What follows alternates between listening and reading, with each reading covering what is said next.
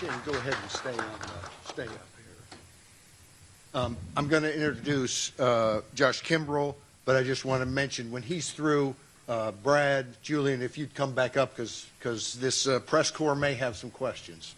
But let me introduce Josh Kimbrell, State Senator from South Carolina. Thank you, sir. Good morning, everybody, and thank you for being here. You've heard a lot of us today talk about how we have family members who are naturalized citizens. My wife is a first-generation legal immigrant to the country.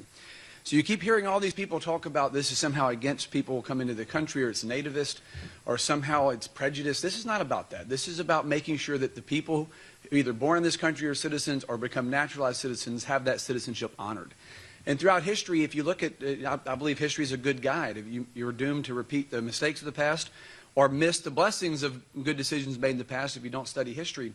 And every major empire in the history of the world, every major power in the history of the world, look at the Romans, a great example of that, as the value of citizenship began to be diminished, as the value of citizenship and the rights and privileges and responsibilities inherent to that citizenship were undermined, you started to see a dissolution of society, a breakdown of order, a breakdown of what it meant to be a member of that country, a citizen of that country.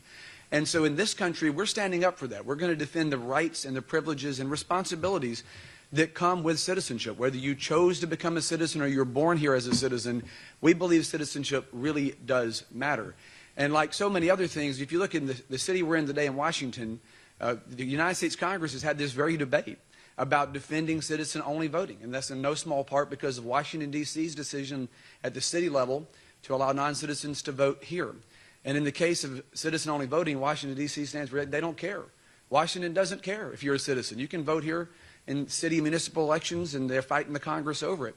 And Congress, of course, has been gridlocked on a range of issues. So what we're doing is what our founders intended, and that is for the states being laboratories of democracy to step up and make the change whenever, sometimes at the federal level, it doesn't happen. And you see all these members of the Senate from various states, House members from various states, that are standing up to defend that premium of citizenship, that right of citizenship. And we're confident this is going to pass in every state. I don't know, Paul, that we can do this, but I want to get a little friendly wager going on which one's going to win by the highest margin. I told Governor DeSantis of Florida the other day, I think Florida's at 79% when it passed, so I told the governor my goal was to beat him. And we'll have a little wager between our states here to see which state gets over 80. But this is a bipartisan issue. It should be. Anybody that tells you this is somehow against immigration or somehow it's against anybody based on race or creed, that's not true. This is about defending the rights and privileges of the citizenship of the United States of America.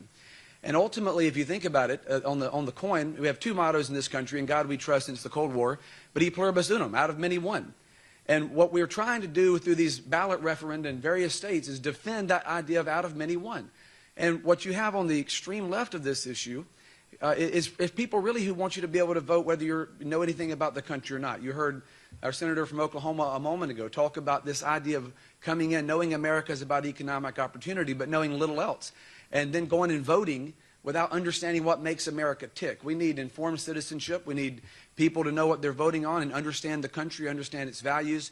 And in other words, e pluribus unum, out of many one, not e pluribus pluribus. And that's what some folks want, is out of many, many. We're just going to have a free-for-all, and that does undermine the country's integrity. It does undermine the country's values.